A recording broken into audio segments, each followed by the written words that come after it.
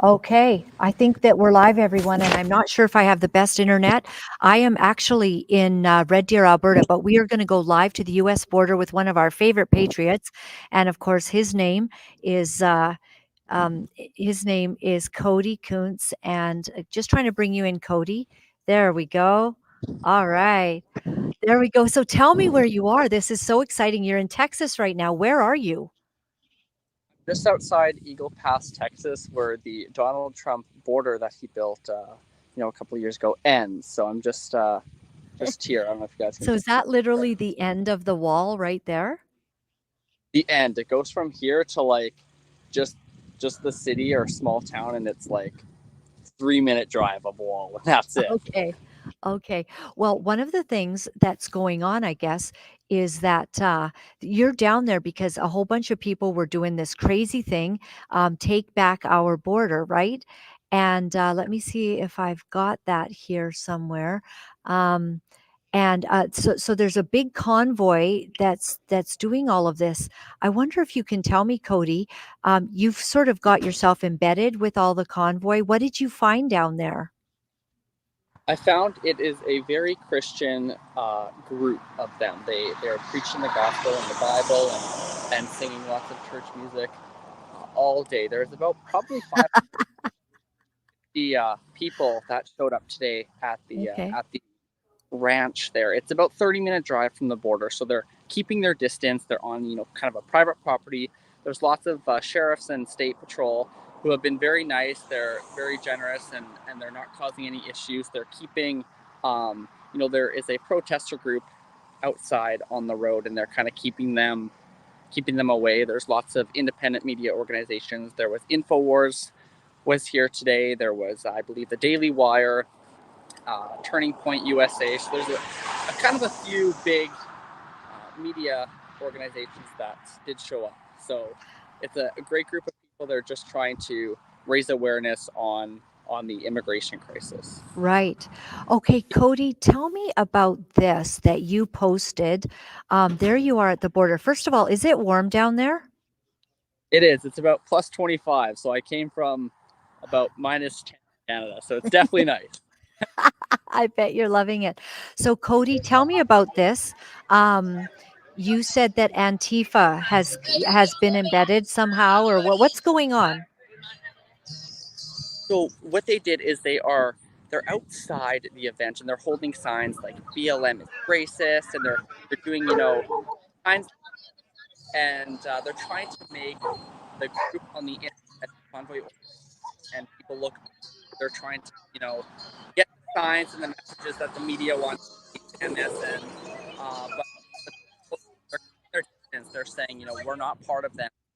Don't go near them. Keep their distance. And so yeah, if you can see up here all those flags, that is them, and they're just trying to spread a message, but that's not the message of the convoy.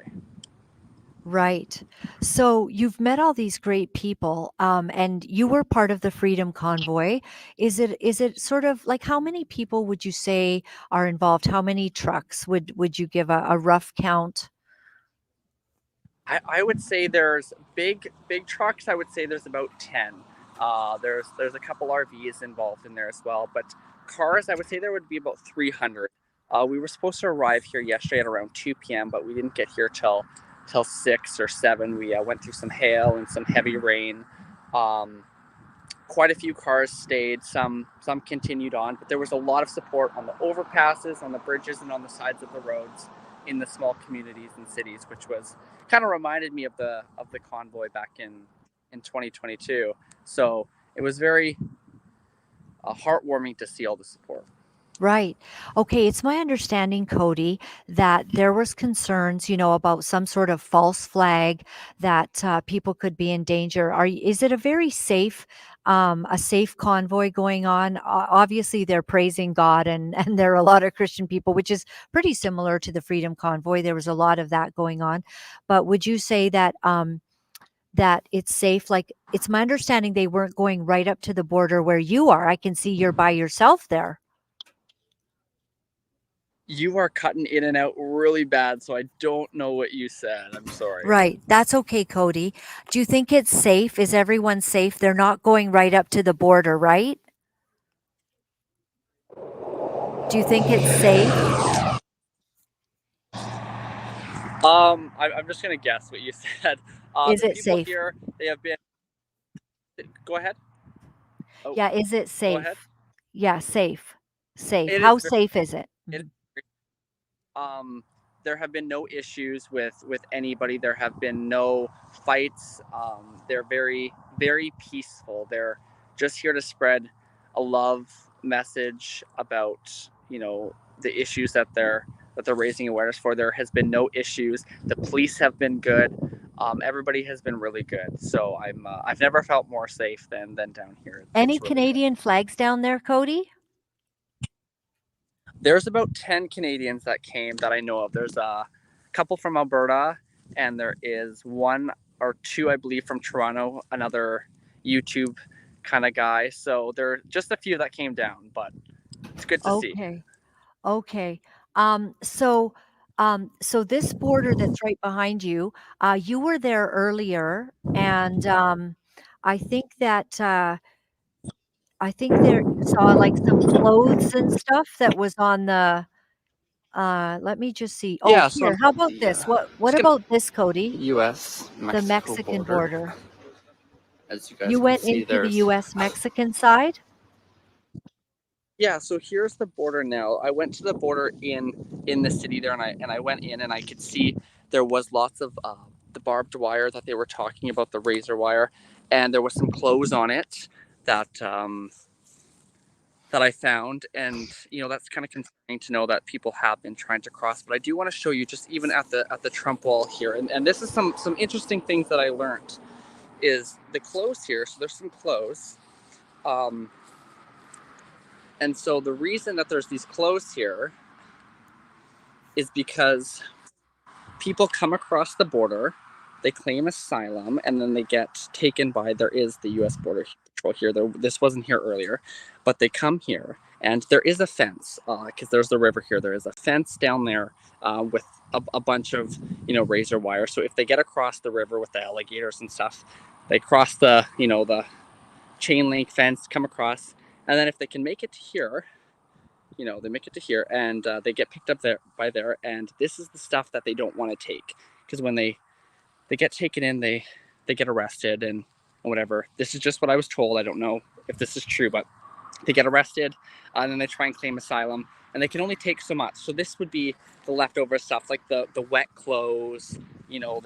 There's a bra, there's a phone case, there's a comb and a toothbrush. So this would be the stuff that they can't take or didn't take with them when they got arrested to when they're trying to claim asylum. So apparently this is still a very safe border even without the wall, because if they tried to cross anywhere in here, the U.S. Border Patrol and the guards would come and pick you up and ask you what you're doing here. But it just, from what I'm hearing from people that live here, is they're just very concerned, and they still want a wall because it also protects people from getting onto the highway and being picked up, as a hitchhiker, because there's lots of signs saying don't pick up hitchhikers. Um, but you just never know, and people will pick up hitchhikers. So it even keeps them away from the highway. So if they make it, past the river, or I mean, the river doesn't go along the whole border, I don't think, but if they make it across the river and across the chain link fence and stuff, they'll be stuck behind this wall, and this is where they can get picked up and shipped back. So the citizens of the U.S. and the majority of them, from what I talked to, they do want this wall to be completed. Yes. And who are those cars? Who do the cars belong to? So this car is the U.S. Border Patrol, and I'm not sure about this one. They just got here Do not you too see long. anyone around? I don't see any, but I do see a guy there Mhm. with the U.S. border, or that guy's not U.S. border, but um, So are they looks like just okay with you being there? Like, this is so. okay for them? Yeah, so this is still the United States. The United States goes all the way to um, the river there, so that's where the actual border is. This is what I found. It as some private land that a landowner has, and he's having some issues because they are coming across illegally and they're trashing his land, like they're throwing all their clothes, their garbage, and making a mess. So he is concerned about that.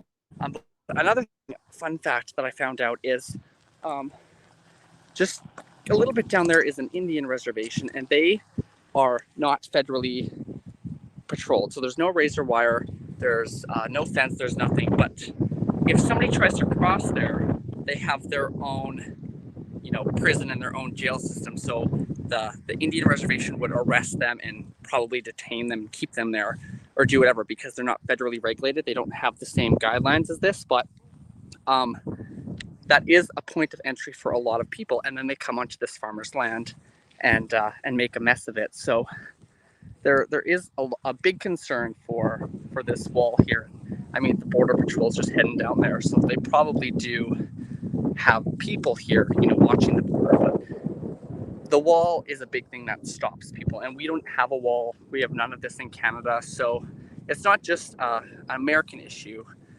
We do have illegal people crossing our border as well that we need to raise awareness for. Right, and I appreciate you saying that as a true Canadian. That is absolutely fascinating, and you also went down to Mexico. Oh, look at that. That's neat. That's neat. You're kind of on the other you're getting daring now. You're kinda kinda stepping over. So there's a few people Yeah, there. Are they just you. coming to see too? So yeah, you can enter here. Um, this is fine. This is still the United States, as you can see. Like there is it is a boarded, like it's patrolled by Yeah. the border security, but you know, just people and landowners like this who own their land, they don't want people coming across and destroying their land and making it dirty and throwing all their dirty clothes and then trying to get picked up by a hitchhiker, right? He wants people to stay where they need to come and come legally. So this is an issue in Canada too, and that's why I'm down here to raise awareness about it, especially because this wall only goes for like a 2-minute drive. So Mr. Trump didn't get very He far didn't with get it, the whole thing unfortunately. done. Right, he didn't get the whole thing done. Yeah. And, Cody, what have you heard? I've heard that because of the governor in Texas, Governor Abbott, that, we're not seeing, the illegals coming into Texas. They're now moving over to Arizona and California. Yes. So what I found out is, according to the police here, is there was not any illegal immigration. There's very police presence in the city in Eagle Pass, and they said, well, we're only here because there's. Oh, come back. Okay. While he comes back, I'll put in, this was Cody down in, going across the border. Let's see what he has to say down there. See if I can get some sound. So he went down to U.S. Mexico. Mexico border. There we go. As you guys can see, there's Proceed to the route. Police presence. At the stop sign, turn right. My map was still going. As you guys can see, there's the police there.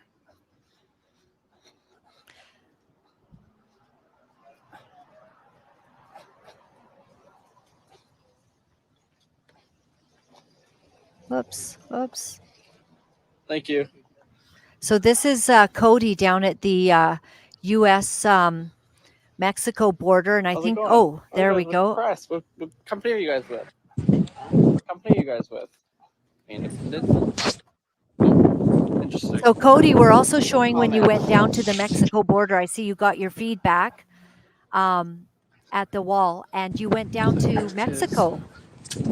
The border right here. That is Mexico. So that's Mexico right there. That border. Hi, can you hear us, Cody? That. Let's see, they are There we go. very interesting. They won't tell who they are. Oh, that is Here's interesting. the bridge that you guys can cross on up there if you guys can see it. So this is what it actually looks like, everyone. And the thing is when you watch the nightly news, you do see a lot of these illegals coming. They're crossing at you know, different And places, but here's the not so river much they into talk about not so much into Texas illegally anymore. crossing at. And so our own So Cody Kuntz got on an airplane. Oh no, he drove. He drove all the way down there, and he's having a look to see, you know, what is yeah, actually here's going on. the wall that they have, and here's the barbed wire. Looks like this opens and closes, so that's why it's open right now, sort of. They don't really allow people. No, not much action down here. Not much going on at the border, but There he is having some fun. and there you guys along the river. Let's see if I can find it on the live here. There it is. There's the barbed wire, you guys. There's the Being barbed talked wire about being fence. cut. Try and zoom out here. So yeah, here's the wall. It's just it's not very tall. Nice hair, Cody. Ooh, You've been growing that a long time. bugs. It's maybe like 15 feet tall, 20 feet tall. Okay, But here's. watching. Hey, Cody, we got you on again. Hey, are you there? Wire. They got some Oh, people shoot. on guns in Mexico. I believe that's who that is.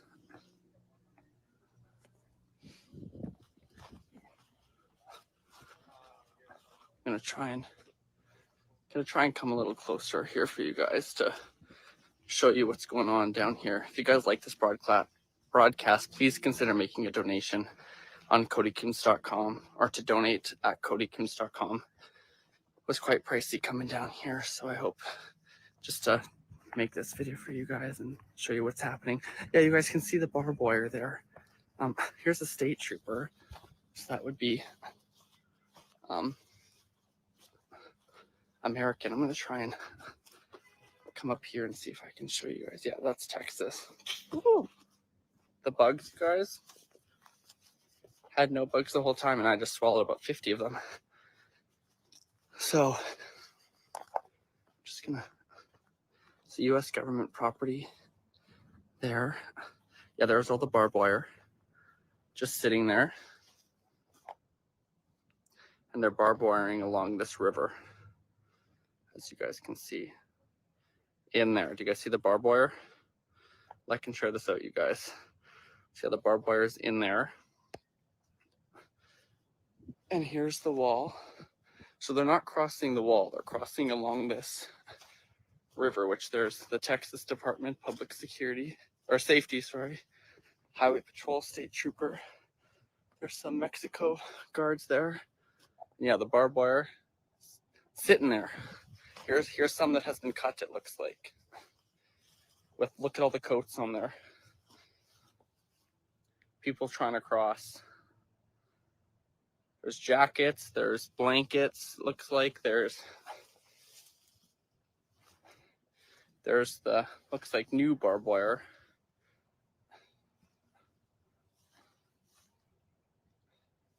So yeah, there's all the jackets and stuff. Hopefully you guys can see that.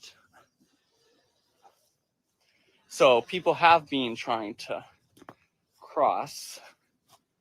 As you can see, there's all the, I'm gonna try and get to the thing here. There. All the barbed wire at the border. Hey, Cody, you're back.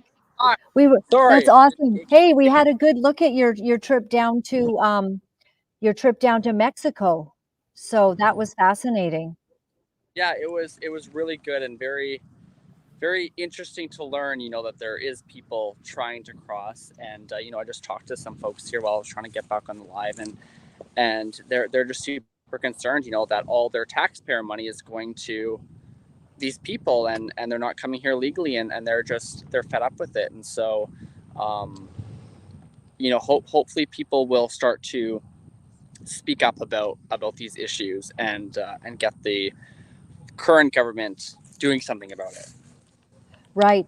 Cody, is anybody talking about the Chinese, the very strange, trek of Chinese young military aged men coming up from Panama into America? I have not heard that. I have heard just from some police officers that I spoke to that the majority of the issue is actually not Mexicans. He said it's people coming from Cuba and from Haiti and from like those other countries. That's what the issue is. I don't know how true that is, especially coming from a law. I don't know how truthful he was being, but you know, I haven't heard anything about the Chinese. I haven't heard anything about that. I've just heard, Mexico, Mexico, Mexico. But I do think that there is another issue. It's not just Mexicans trying to cross the border. It is Cubans. It is people in those other third world countries. So it's not just Mexicans. Yes. Well, Tucker Carlson had an incredible thing on it. And also, Laura Ingram has been reporting, same with Hannity, on 26,000 Chinese military aged young, men, a few women, but mostly men, no children, coming up through the Darien Gap. And that these they have little outposts and then they're given instructions. And one guy on Tucker Carlson said they're not very friendly. So I think that I will sort of show that interview and I'm going to send it to you, Cody, because it would be very interesting to. I'm sorry, I lost you there. It would be very interesting, Cody, to find out why on earth are Chinese people coming up through through Panama, and sometimes apparently they go to Mexico City and then they make their way up into the United States. And why would they be coming here? That I will definitely. I'll ask some folks here because that's Yes. not something that has been talking about. But I'm definitely gonna ask some of them. I'll get those questions for you. Yes. Thank you, Cody. And so what happens today now? Are the festivities done? Because I know they wanted to be safe. They wanted to do like a big hoo-ha and then, head back home. So is it kind of done for the day now there being about 5:30 or So 4:30? the rally was supposed to start at noon. It started around 1:30, and there was just a peaceful gathering. It's about 25 minutes away from the border, just on a private ranch. There's not a lot going on, just some singing. There was some baptisms happening, stuff like that. People are being baptized, and just a lot of support and just meeting new people. So they're not making a stink at the border. They're not causing any issues. They're just peacefully assembling. And then tonight, there might be, I met some awesome people from all over the United States who came down to show their support, and people from all walks of life who are being affected directly or indirectly from the immigration. Yeah. I think tomorrow everybody will be probably heading out for the most part, but definitely going to talk to some more folks and get their thoughts on what's been happening. Okay. Cody, I'm really grateful. I'm going to send you a few bucks and thank you for your young Canadian support in giving us boots on the ground. And I'm so proud of you. I always feel I discovered you, Cody. Okay. I know you were sort of doing some things before, but I remember finding you in that little town and you and this, your friend were kind of, just willing to speak up on what was going on in the schools. And you're my hero, Cody. Keep going. For those of you who don't know Cody, it's Cody Kuntz. And where can people like bless you if they'd like to, Cody? They can do it on my website, codykuntz.com. They can follow me on Facebook. That's where I've been doing lots of lives and YouTube and stuff and Instagram. Or they can, if they are very blessed and could help out, donate at codykuntz.com is my email. And reach Right. out if you guys have any questions or, because I'm down here and I'd like to meet some people and talk to you guys. So if you guys have any questions that you would like me to ask them, be sure to send me a message and I'll try and get the answers for you guys. Wow. Okay. Well, this is wonderful. And Cody, will you be safe as you kind of head back to Canada? We sure love you. We'll be following you as well on your, Facebook and getting any lives that you're doing there. Thanks for giving us the download. I'm now going to go to Tucker Carlson's presentation on what this gentleman said that was happening at the border. And it's regarding the Chinese coming through the Darien Gap. It's very disturbing. Cody, please ask people what is going on with this invasion. Why would any country allow this to happen? What is truly, is this about the WEF and the UN Agenda 2030, removing borders? What is truly going on? Because I think that we've got some trouble happening. Absolutely, I will get to the bottom of those questions because those are very good questions, and we need some answers. So hopefully I Yes. can get answers this weekend. Bless your heart, Cody, and take care and God bless you, okay? Thank you. Take care, All Laura. right. Take care. Bye bye. Bye bye. All right, everyone. I want to take you now to just take a look at this. This is one of the most fascinating Tucker Carlson Any interviews of I've the ever seen. stories over Take the a past listen. several years about the movement of hundreds of thousands, millions. You may have come across the phrase Darien Gap, and it's never really explained what it is. It's a physical place. It's between Panama and Colombia, and it is a gap in the Pan American Highway. In other words, if you want to get from South America to North America overland, you have to go through the Darien Gap, but it's very difficult. And yet, last year, at least 520,000 migrants crossed it to come here. How did that happen? What is it? What is going on in the Darien Gap? It's the key, in some ways, to this story, this immigration story. Well, almost no one has taken the time to go to the Darien Gap and find out what's happening there. Leave it to a world renowned biologist to do that, not a journalist, a biologist. That would be Dr. Brett Weinstein, who is the host, along with his wife, Heather, of the Dark Horse podcast. And he was just there last week because he wanted to see it for himself. We're honored to have him join us now to tell us what he found. Dr. Weinstein, thank you so much. Very good to be back with you, Tucker. So can you, that was my feeble attempt to ad lib an explanation of the Darien Gap, but can you a little more precisely tell us what it is? Sure. You did a pretty good job. The Pan American Highway is a road that literally goes from Prudhoe Bay, Alaska to the southern tip of South America. It is unbroken, but for a 60-mile stretch between Panama and Colombia. It is not a canyon, as many people imagine the gap must be. It's an impenetrable piece of jungle, and the road has never been completed there, not because it's technically impossible to do, but because the combination of the difficulty of putting a road through that jungle and the danger of doing so has meant that North and South America have been separated in this way for the entire history of that road. So you often hear people say it's a perilous journey to get across that 60 miles of the Darien Gap. Is that a fair assessment? It's beyond fair. Let's just say I did my graduate work not far from Darien. I did it in central Panama.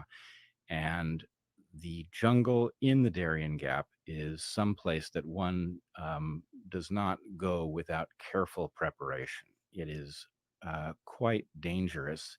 It involves a number of conditions that make it perilous. For one thing, the Cordillera, which is the mountain range that is effectively the continental divide, the same continental divide that we see in Colorado, for example, continues down through Central America, and it passes through Darien. So imagine a very difficult jungle without proper trails through it, in which migrants have to come up that mountain range, and they're almost all unprepared. They don't have the kinds of materials you would want with you. So they're soaking wet from rain, they're sleeping on the ground, and so they get hypothermia.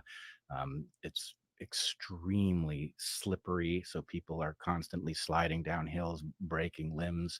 They sleep in their shoes and get trench foot. It's a very treacherous journey, and the difficulty of it should not be underrated. So I mean, you wonder why there's not a permanent team of New York Times reporters there trying to tell the rest of us what exactly is happening.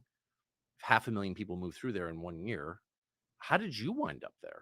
Well, I wound up there because Michael Yon had been sending me materials, thinking that I would be interested in what was taking place in Panama. And of course, I was utterly fascinated by what I was seeing. Now, some of your viewers may not know Michael. Michael is a former Green Beret who has refashioned himself.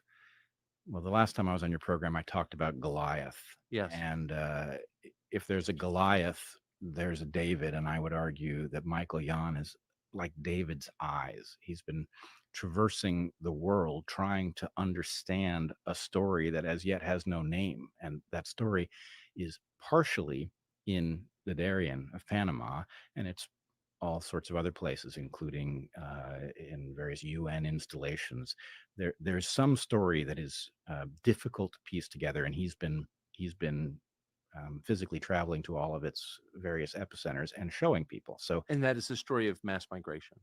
mass migration, I now think, is a piece of it. Now, when I went to Panama, I had a hard time explaining to myself why I was going, because Those are the best trips, aren't they?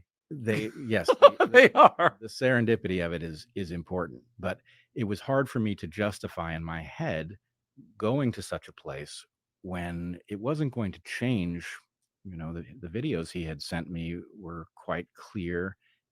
So what was it I was going to learn by standing there that I couldn't also learn by looking at these things? Well, I'm very glad I went, because it did actually radically change my understanding of what I was looking at, for reasons I better understand now. um, One needs to see the physical relationship between the various sites that he showed us, in order to really piece together what this story is. So you went, if I can summarize what I think you're saying, because you're a researcher and you wanted to know what's actually happening. The thing that gets de-emphasized when we talk about high quality science is the degree to which it is informed by well tutored intuition.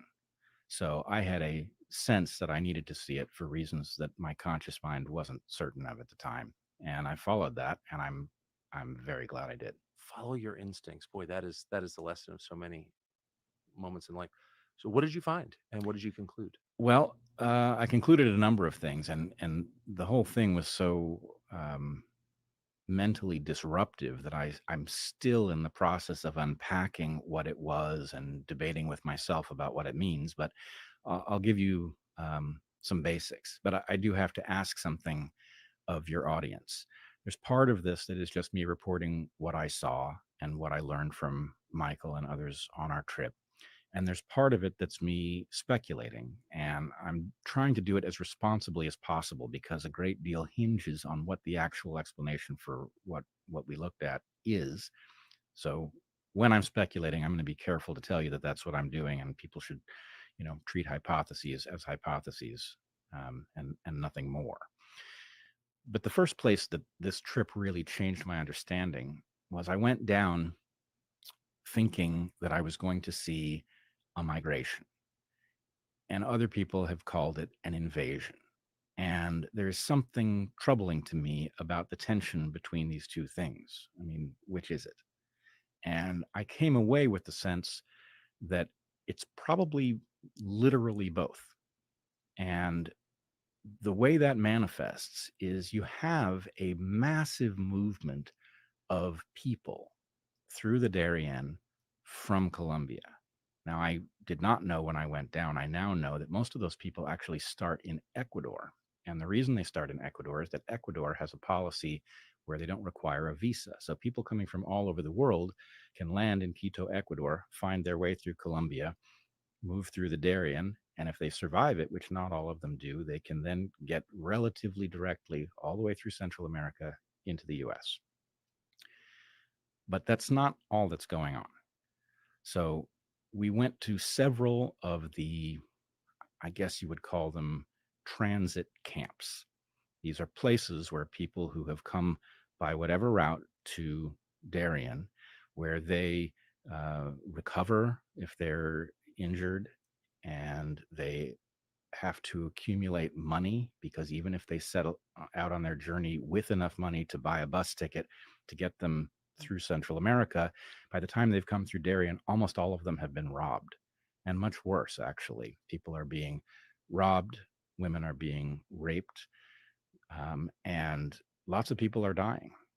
The migrants talk about stepping over bodies in Darien, and for somebody with experience in these kinds of jungles, it's not hard to see how, without a support network, the kinds of stuff that can happen in a jungle can become uh, deadly very quickly. Things can spiral out of control. So you have all of these migrants from all over the world. Many of them are South American, but that is by no means the whole story. People are coming from the Middle East. We met Afghans, we met people from the Caribbean, Haitians, there are people from Yemen, Iran. It's shocking, really. This looks superficially like the migration of Central Americans that you and I remember from when we were kids. Yes. And there is some of that, but that's not the whole story. Now, in there's a camp we went to called Canan Membrillo. It's on the Canan River at the town of Membrillo. And Canan Membrillo, we were allowed to walk around at will, and we could interact with the migrants at will. We were allowed to take pictures. There was no concern about this. We just had to check in with the Senafront. The Senafront is the Panamanian Border Authority. But once we had checked in, we were on our own, and people were interested in talking, including migrants. So we had many conversations with migrants. And these migrants, I have to tell you, when they come to the southern border of the US, they get through on the basis that they are political refugees. They aren't. When we talk to them in the transit camp, everybody tells the same story. They are fleeing economic collapse, and they are fleeing in the direction of what they perceive to be economic opportunity. And of course, in American law, these two things are very different. We protect people who are seeking political asylum, but we do not offer automatic economic asylum. And the reason for that is fairly clear, which is that in order to protect people economically, we end up robbing Americans of their economic well being. And that's just not something that people are entitled to, no matter how much compassion you may have for Right. people fleeing Venezuela. It is not our responsibility, especially not without some sort of a plan, an agreement about how many people are going to come through and in what way we're going to take care of them and how that's going to get paid for. We don't do that. But in any case, you get the same story from everybody.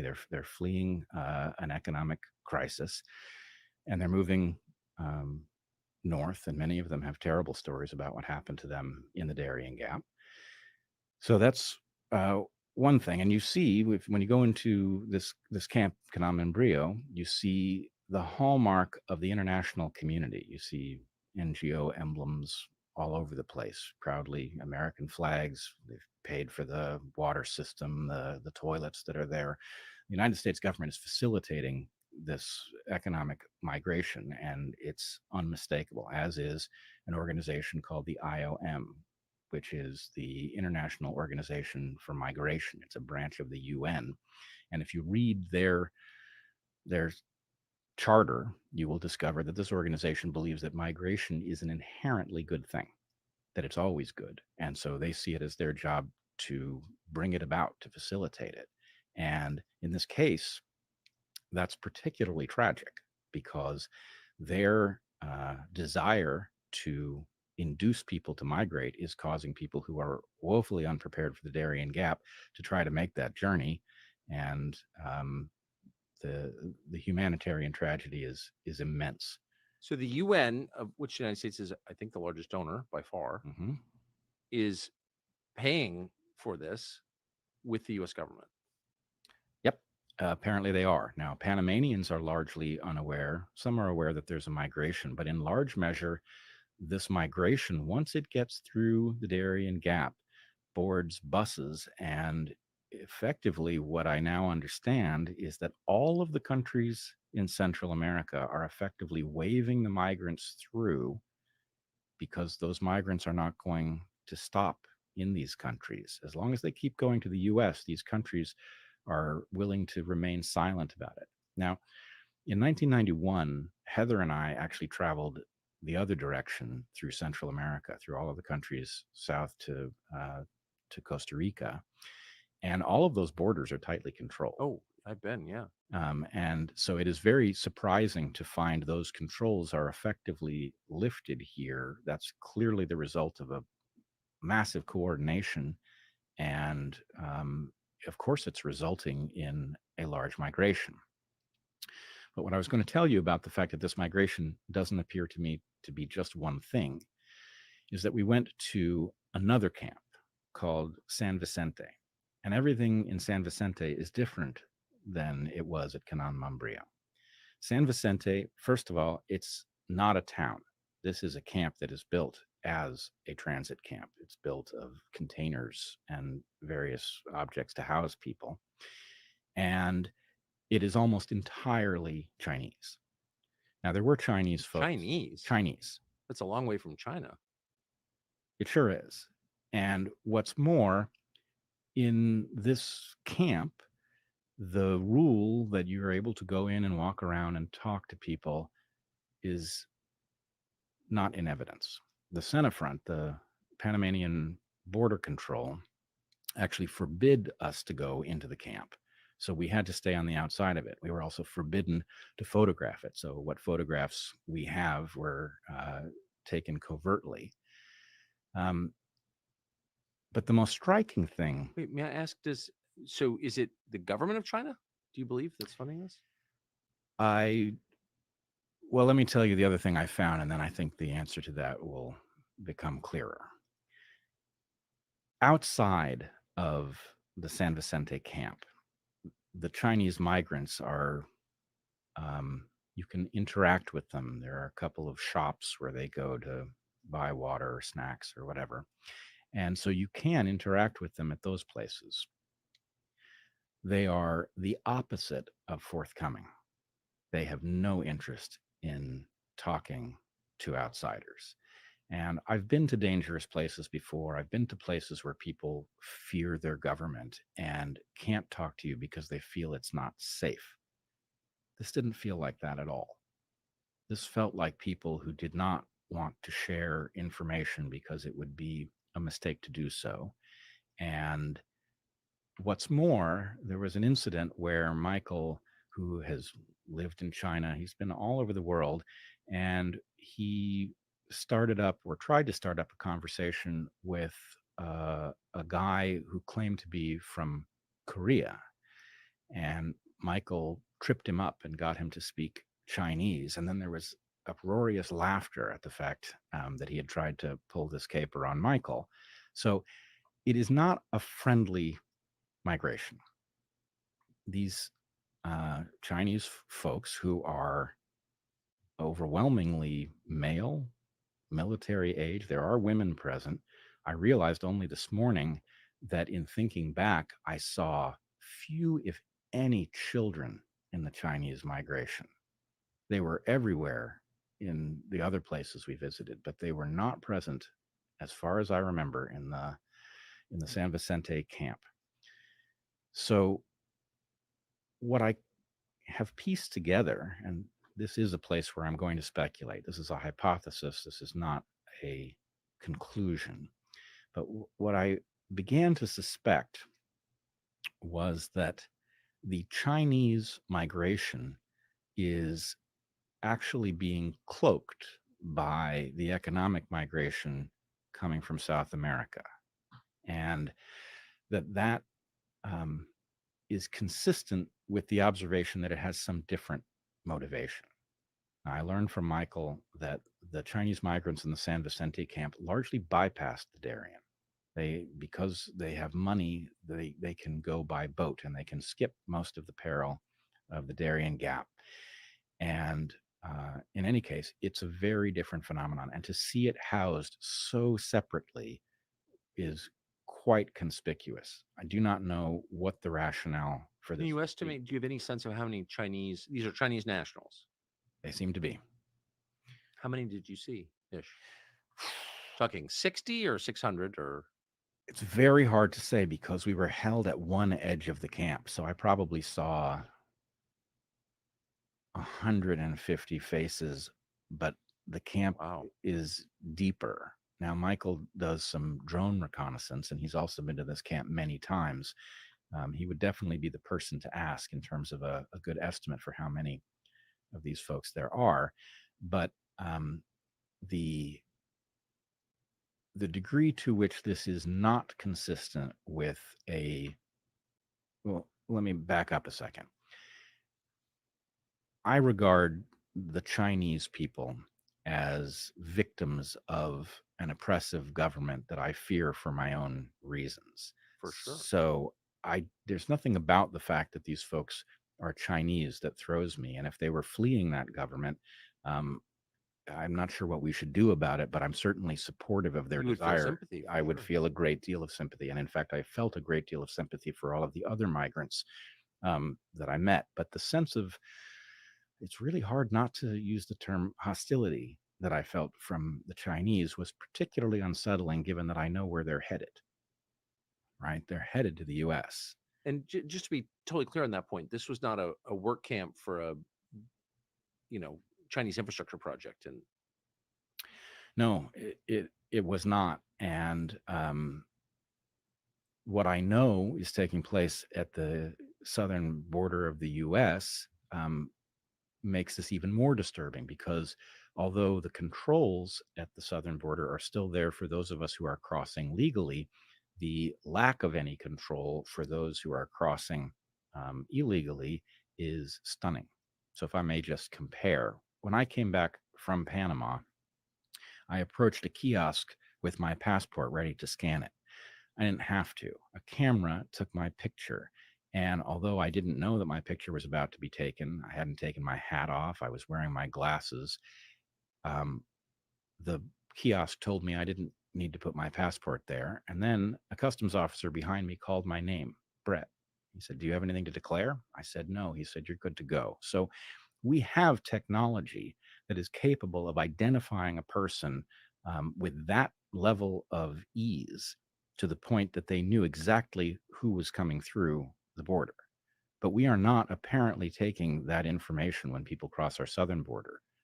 What we're doing at most is asking them their name and their birth date and taking them at their word. but no biometric collection. Apparently not, which means that, even if this were simply a matter of our system being overwhelmed by migrants, you would at least want to collect that information so that if a troublemaker did come through, which is inevitable that they will, you could begin to figure out who it might be, right? So that, they had an identity, even if it was just connected to biometric data, that would be useful, but we're not doing it. So, um, what I think I saw, my hypothesis for what I think I saw is that there is an invasion taking place.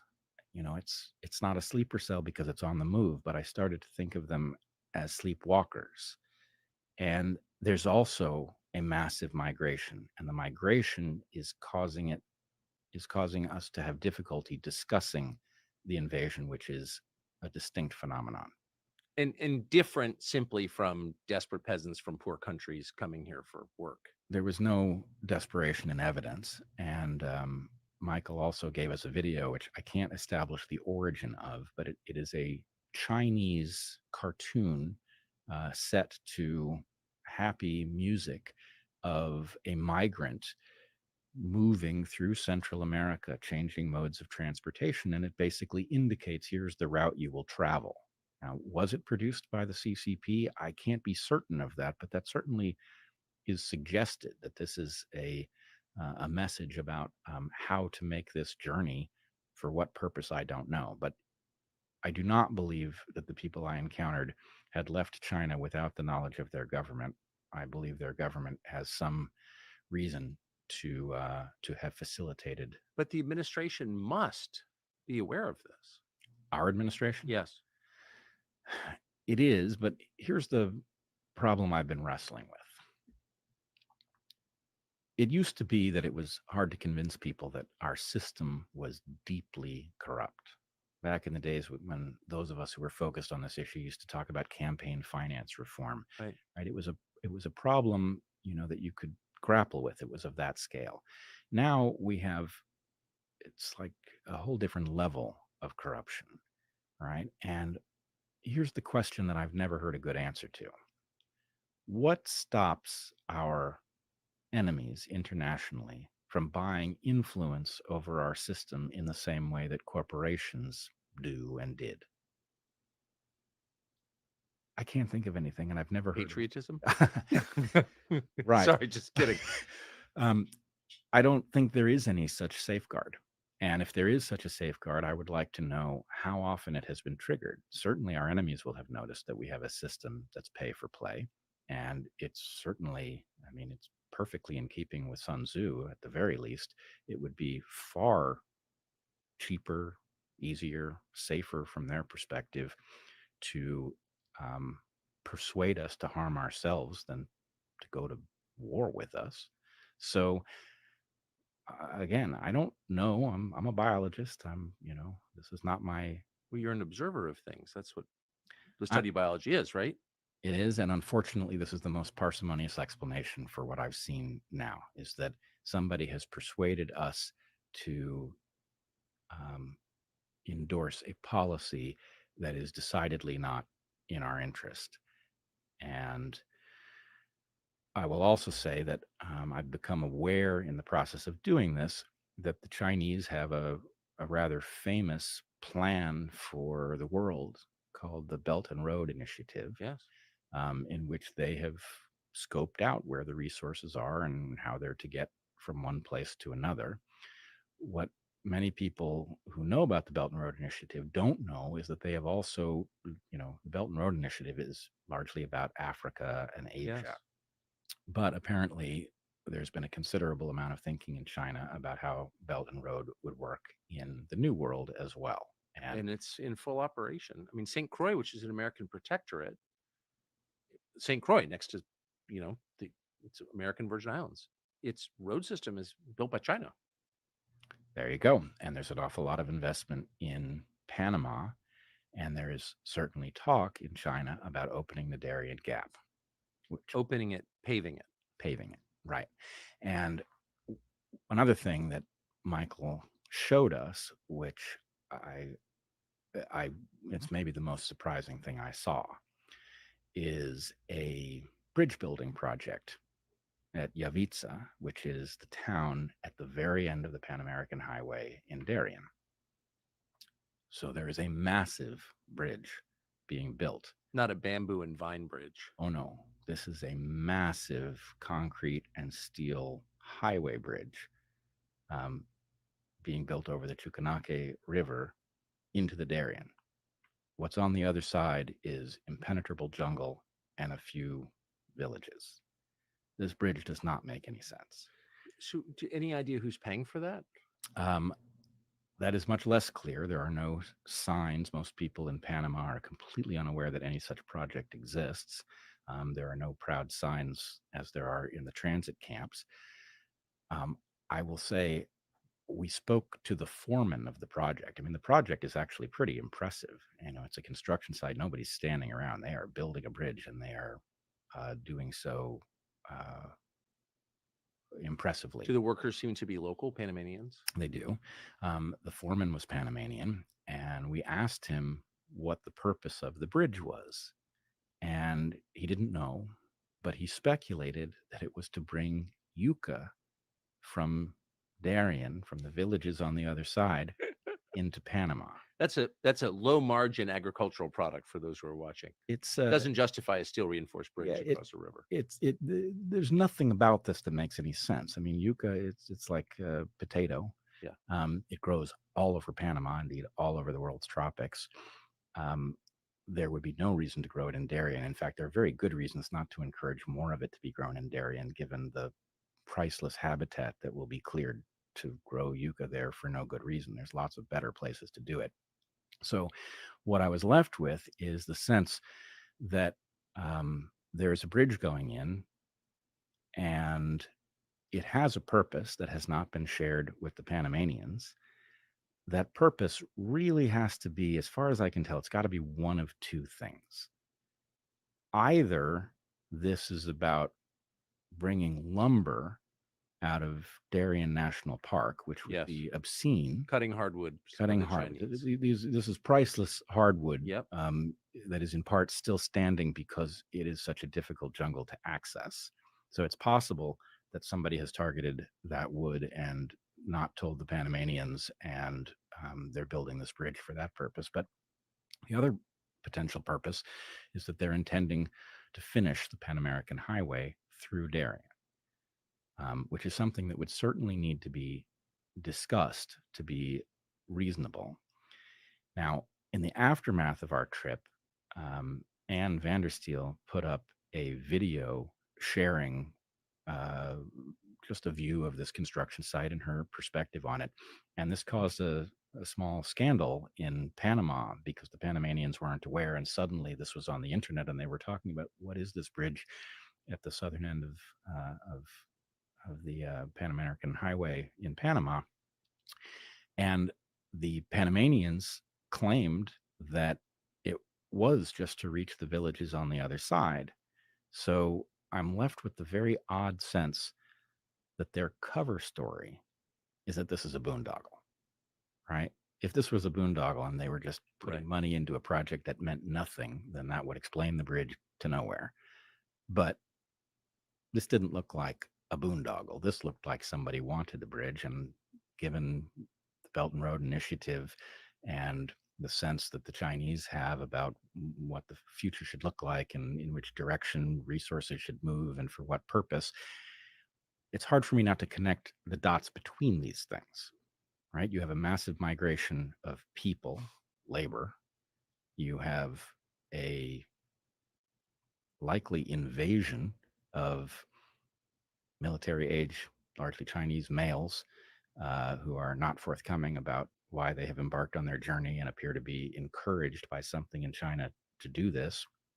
So, you know, I don't know. Is there? Given what you're describing and what you saw with your own eyes, doubtless you have seen Senator Dick Durbin of Illinois' comments in the Senate where he said, "Hey, we should let people who came here illegally join the U.S. military." What does that make you think? Well, this makes me think back to the COVID crisis and some thoughts that I was developing then about the insanity of throwing highly trained people in many cases out of the US military for refusing to take the so called vaccines. Now, my sense at the time was that that likely had the purpose of getting rid of the kinds of people who refuse Yes. moral orders. That's right. And that it created a much more compliant force. Now, what happens if migrants are given citizenship in exchange for military service in the US military? That seems to create a major hazard because the perverse incentives for a migrant and the lack of allegiance to fundamental American values means that that would be just the kind of force that could be used to impose tyranny on other Americans Yes. because they would have, you know, no history with us that would cause them to think twice. We've seen this before with the Roman legions. That's exactly my conclusion. Does that sound like a crazy conclusion? I think we have to stop punishing ourselves for considering things that once seemed crazy. That the pattern of recent history. I'm sorry, I want to repeat that. I think we have to stop punishing ourselves for considering things that once seemed crazy. Yep. Getting that tattoo. Yeah. Well, I mean, this is where we are. And it is, it's causing me to do something that I'm reluctant to do. My training is as a scientist, and scientists have to have a substantial degree of caution and self-skepticism to do the work. But in order even to reach the possibilities that do fully explain what we're seeing, we have to be ready to consider the larger picture. Now, I was talking to Chris Martinson while we were in Panama. We were on our last day trying to just unpack what we had seen and what it meant to us. Chris is also a scientist, and people can check this out on the Dark Horse Locals community. We've posted the entire conversation in which he and I reached some, I think we spooked ourselves trying to reason through what this might be. And he reminded me of the massive number of surplus males that China now has as a I was result thinking the exact same thing as a result of the one child policy. the one child policy. Now, here's the part that I suddenly realized as soon as he reminded me of that. I wrote an essay years ago about the one child policy and the paradox of a heavy bias in favor of males. And the reason that this is a paradox is that there's a principle in evolution well understood. It's the result of the work of a guy named Ronald Fisher. And what Fisher realized was that although males and females can be very different in how many offspring they produce, and because a male could produce thousands of offspring in a lifetime, and a female, if we're talking about humans, could, I think the maximum is something impressive like 60, but um, nonetheless, because males can produce a lot more, it seems that it might be evolutionarily advantageous to be one. But it's not, because for every overperforming male, there's an underperforming male, or at least one. And the result is that sex ratios, no matter how different males and females are in their maximum reproductive capacity, they tend to default to 1 to 1. If you have a society that has too many females, you should produce a male. And if you have a society with too many males, you should produce a female, which tends to balance these things out. That logic should have applied to China. The fact is, there were lots of excess males. And if you put yourself in the mindset of a Chinese person having a child, if there are too many males, you should want to produce a female. A male is very unlikely to find a mate. A female is certain to find one. And what's more, she has her pick of the litter. Yes. So that logic should have caused the sex ratio to return to 50-50, and yet it did not, which caused me all those years ago when I wrote this piece to wonder if there wasn't another evolutionary force in play.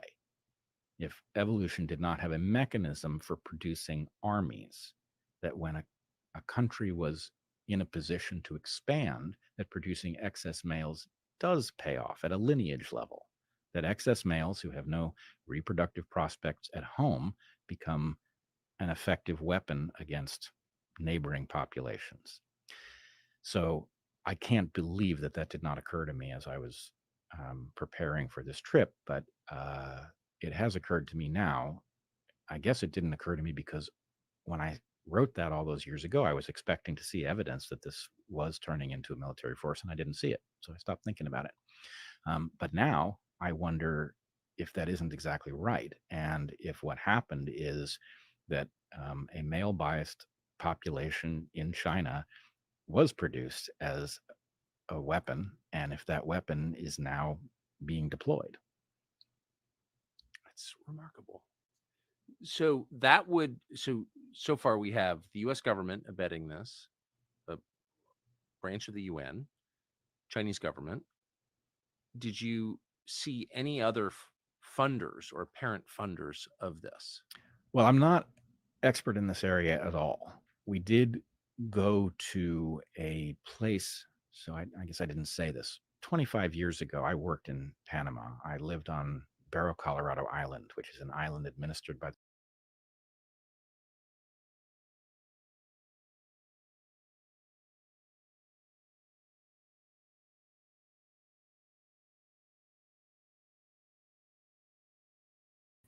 I didn't put myself back. So the rest of this interview with Tucker Carlson, of course, you know, tuckercarlson.com. He has his own network, and every single person should follow him there. And what I really wanted to share and I wanted to highlight is that there's a real concern with all of these folks who are coming through the border, and we need to know about it. Basically, the last 5 minutes of the Tucker interview is extremely interesting as well. And I'm going to kind of get there and put it back on, okay? Just a second. Just a second. Okay, listen to this, and then we'll close up. that it shouldn't be reacting to. The fact that these shots seem to trigger the production of IgG4 is fascinating. It could just be an unexpected consequence that nobody saw coming. But if you think about what it is that the folks who try to produce biological weapons want, They want a weapon that separates populations. In other words, a weapon is no good if it's not contagious. Then you have to drop it on enough people to matter. That's difficult. If it is contagious, then your own population risks getting it. So the problem is there's not a good design mechanism to deal with that. But if the mRNA vaccines produced an attenuation signal in people who got more than 3 of these shots, then conceivably that attenuation signal could cause that population of people to be induced not to react to a pathogen. If you just added the spike protein to it, presumably it would trigger that signal. So here's why I'm mentioning all of this arcane biology. The Chinese did not vaccinate their population with mRNA technology or anything based on spike protein. So those two populations.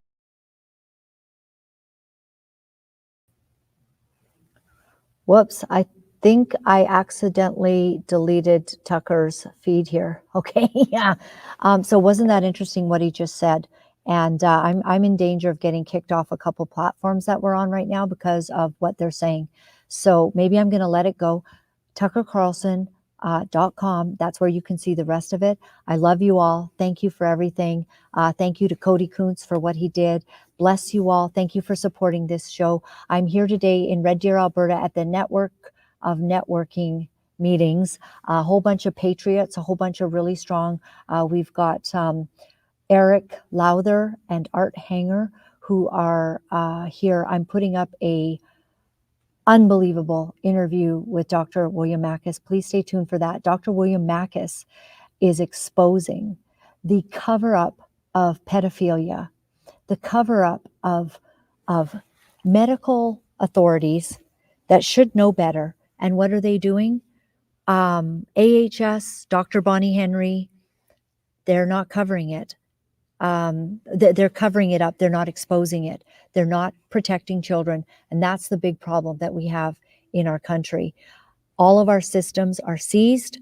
We need to find a way, and I'm not sure what that way is, to be honest. I talked to a lot of really significant people. I did talk about this with Dr. Makis today on the interview that should be going up very shortly. And he has some ideas, and we've been talking behind the scenes. Basically, our systems are corrupt, from the judicial system, the political system, the medical system, our education system. Our churches are corrupt, not all of them, just some of them.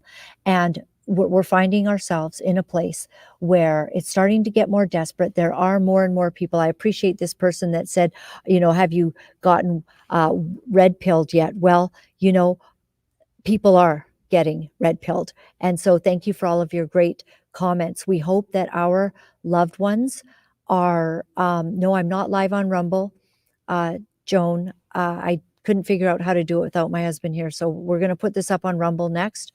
But we just do want you to know that we're staying on top of it, and everybody be vigilant, be strong.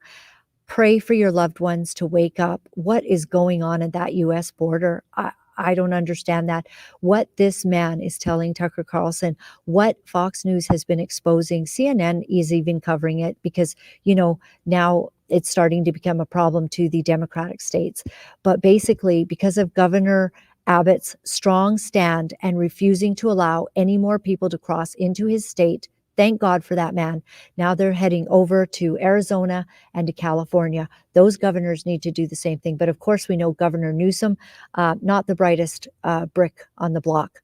So he's not going to be protecting his people there in California. Everyone who lives in California should move out, head over to Florida or Texas where you'll be safe. Okay. And about here in Canada, Cody was right. We have a problem here in Canada as well. And we will be exposing that the more that we get information about this issue in Canada. Definitely people setting up Chinese police stations. I think that's very alarming. The Chinese police stations why would they have police stations here? Who authorized this? And they are threatening the police. They are threatening the Chinese citizens that have come to Canada for peace and that do not want to be a part of the communist system of China. And so now China has infiltrated us in so many ways, and we've allowed it. Our governments have allowed it. Are they compromised? They've got to be. Are they getting kickbacks? Are they getting financial incentives in order to sell out the? I've been at this conference today, and there's been talk of is that we've always thought that the democracy was the way to go, when in fact the democracy is probably not the way to go. The democracy means that you can get a certain amount of people that will one day vote out anything that's positive for your country.